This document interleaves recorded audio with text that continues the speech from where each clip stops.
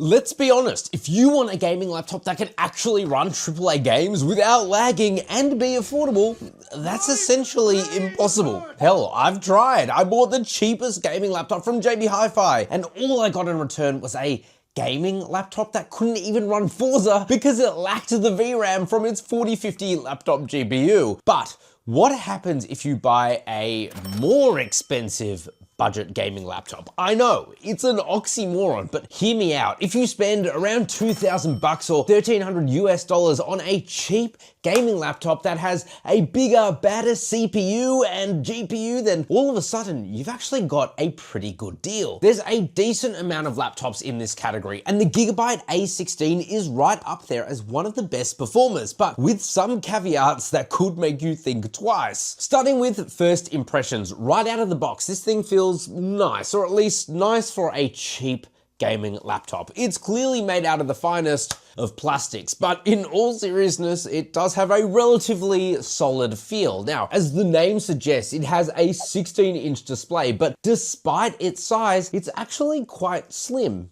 for a gaming laptop. The chiclet style keyboard, it actually feels quite solid, and even though they could have tried to squeeze a numpad in, I actually really like the way the keyboard naturally falls into my fingers when I'm sitting and just typing. The mechanical trackpad, it also feels good with some solid presses too. So I think the design is fine, and that's really it. It's got some pretty naff looking details, like gaming is spelt out here on the back. But as far as gaming laptops go, it is certainly one of the least offensive out there. Software for me though has been a massive letdown. The keyboard does have a single zone of RGB, but despite my best efforts, I could not change the lighting no matter what Gigabyte software I downloaded. So I just gave up. GIMate, which is Gigabyte's proprietary software for changing performance profiles, worked well at first, but now it's just stuck loading forever, even after I've tried to reinstall it. So now I just leave the power profile to performance in Windows natively, and my keyboard is forever slowly cycling through RGB. The other negative I have about this, and probably the biggest negative of the whole experience, is actually this, the display. You can get this with two displays, a 1920 by 1200 IPS panel, which is what I have here. There is an optional 2560 by 1600 display. Both run at 165 Hertz and have this 16 by 10 aspect ratio. However, this 1920 by 1200 panel is just downright poor. It has low peak brightness of 300 nits, the color accuracy is bad, and although it's a 3 millisecond panel, the real world pixel response time is just so slow, meaning that ghosting is really evident on this display. Now, I haven't used the upgraded 2560 by 1600 display, but my recommendation would be to definitely upgrade if you won't be regularly using an external monitor. Now, all of that might sound quite negative, but you need to put it into context. Like I said, this is a more jam-packed gaming laptop that comes with a bit of a sleeper build. The i7-13620H is a slightly older chip now, but with 10 cores and 16 threads, boosting up to 4.9 gigahertz, this thing has solid on-paper performance. Combine that with an RTX 5070 laptop GPU with 8 gigabytes of GDDR7 VRAM, and we might actually have something quite impressive here. It also comes with 16 gigabytes of GDDR5 RAM running at 5200 megahertz, which again is actually quite good, especially for a budget-oriented laptop. However, we need to discuss the I/O because it's not ideal. On the left, we have a DC in, an Ethernet port, an HDMI 2.1, a 5 gigabits per second USB-A, and a 5 gigabits per second USB-C port with DisplayPort support and also Power Delivery 3.0. On the right-hand side is another 5 gigabit per second USB-A port and a much slower USB-A 2.0 port running at just 480 megabits per second, and a 3.5mm headphone and mic combo jack. Really, I would have hoped to have seen at least one more USB-C port. It is almost 2026 after all. The speakers too are just okay, but not much better than that. Take a listen. And here is how it sounds on my iPhone 17 Pro Max. So yeah, a bit of a mixed bag here. On the one hand, all of this stuff is totally fine on a $1,499 version of this laptop with a much worse RTX 4050 GPU. However, now that we're spending 2,199 Australian dollars for this version with the RTX 5070, gaming on this thing had better be good. But actually, the story gets really good. But first, let's open her up and see how things are managed. Let's have a look inside. and see what we find. Is it bad? Well, there's one way to find out. That is to open it. We can see what the repairability is like. We can see what the upgradability is like. I mean, good news to start with is that it's just a Phillips head screwdriver, so it's easy to get into. There's just a lot of them. Give me a moment.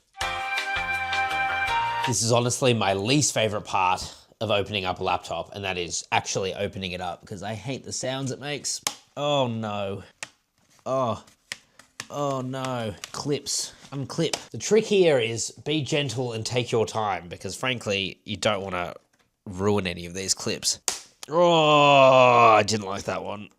Oh, we should pretty much be there. Except for the final screw. That's a bit embarrassing. And this is why you don't force anything. In case you're a nuffy like me and you miss something. Okay, here we go.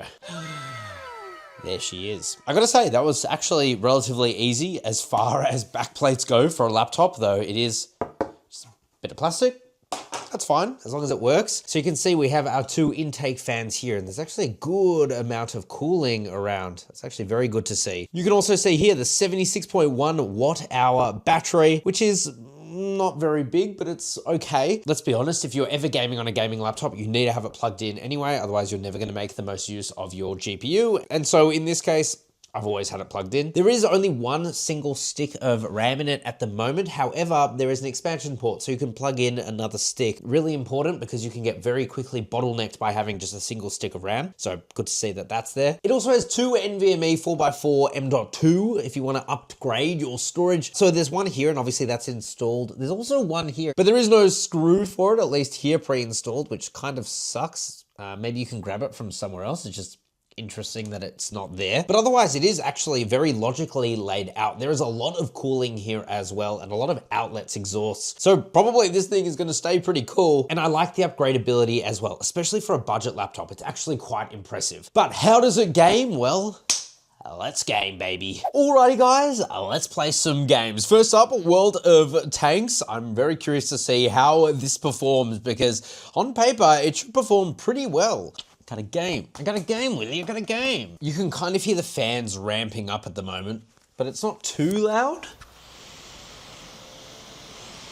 I'm running this thing in ultra settings at the moment, and it's actually running really well. We're locked at 165 frames per second, which is quite impressive. I've got to say, this display though, it is not great. We should not be having such bad ghosting at the moment, but we are. Let's see what happens when we lock this gun on. It's usually pretty bad at this. We're not lagging at all. That's pretty impressive. In fact, I'm very impressed. So I've turned motion blur off. That came on just for a second, but even still, like, I'm turning it and there is a lot of ghosting on this display, which is not ideal at all. But actually it's running it super duper well. The GPU is sitting at 69 degrees, CPU is at 70 degrees, both are very good temps. And also even on ultra graphics, we're sitting at about 80% GPU utilization. So I'm impressed. All right, let's try another game. Okay, loaded into Cyberpunk, and I'm honestly just shocked. So we're running at medium settings here, but 74 FPS, 75 even, almost up to 80. That's crazy. Even when action happens, we're still sitting at about 70 FPS. We're also not dipping either. The 1% lows aren't bad at all. It's extremely playable, and that is without DLSS on. Okay, we're dropping to 60 FPS there, but still, even temps. 70 degrees for the GPU, 70 degrees for the CPU, like that's impressive. What if we turn on DLSS? Let's put DLSS on balanced. We won't have frame gen on for now. What does that do to our FPS? Wow, okay, so we're sitting at 110 FPS. You can definitely tell that DLSS is on. There's like some weird artifacting going on, but still, that is so good. It is better than the full gaming desktop setup, especially when we're using this GTR 3050. Wow, man. Okay, what if we put on frame gen? I'm actually super keen to see just how good this is going to be with frame gen. Even though thermally this thing is good, by the way, yeah, these fans are pretty loud. But still, I would rather have a loud gaming laptop that is thermally good versus a quiet one that's okay, so we're sitting at 120 FPS now, but yeah, some of the artifacting is definitely noticeable, I would say. But still, 120 FPS, like, that is crazy. I would not have... Jesus! Just happened there. I would not have expected this out of this laptop. That's crazy. Okay, so what about CS2 on high graphics? Well, as you can see, we're sitting anywhere between 180 to 240 FPS. Frankly, CS2 is extremely CPU dependent, although I have to be honest, again, the ghosting on this display is just not very good at all. You can see as I move around, it just has like a weird motion blurriness to it, even though, yeah, there is really no motion blur that should be on, which does kind of suck, actually. It does kind of suck. But of course, it is extremely playable, even in its current state. So in terms of gaming, it is actually extremely impressive. I didn't think it would be, and this puts to shame a lot of pre-built desktop PCs at this same price point. Go watch our cheapest JB Hi-Fi gaming PC review to see just how bad it can actually be out there. It's like a minefield. I'm gonna let this thing run some benchmarks for a little bit. Let's see how it performs.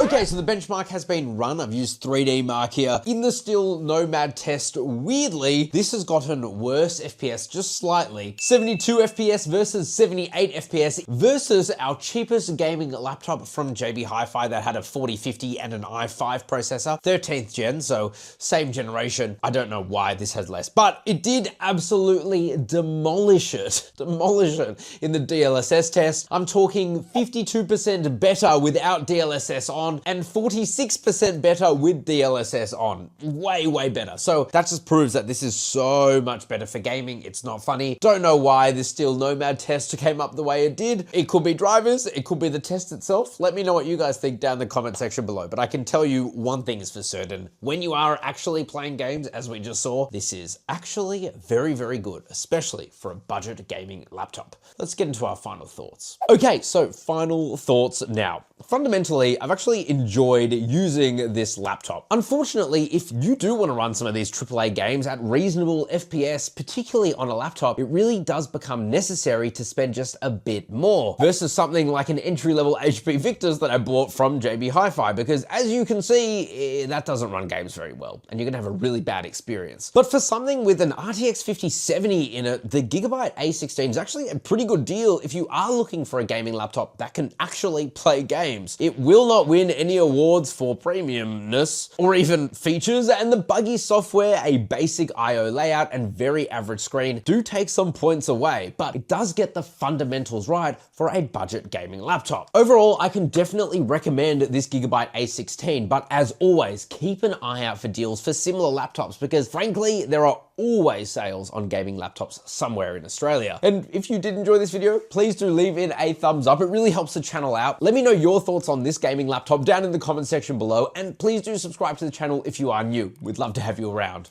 Oh, and of course, share the video. Ciao for now.